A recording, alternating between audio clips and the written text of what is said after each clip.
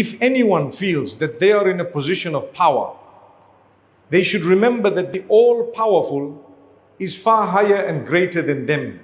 So if they are to use that power in the wrong way, heavy-handedness, in this particular case, the killing of innocent people, the fighting, the usurping of land, whatever it may be, they will never get away with it. Maybe temporarily they might be excited to think that we're winning.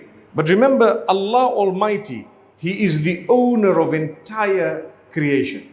And that is why ultimately on the Day of Judgment, the announcement is made, لِمَنِ الْمُلْكُ الْيَوْمِ لِلَّهِ الْوَاحِدِ الْقَهَّارِ الْيَوْمَ تُجْزَى كُلُّ نَفْسٍ بِمَا كَسَبَتْ لَا ظُلْمَ الْيَوْمِ.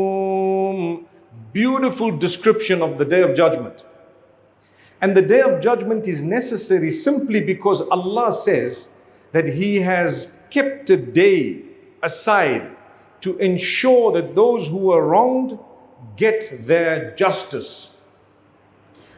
Because people on earth may not get their justice.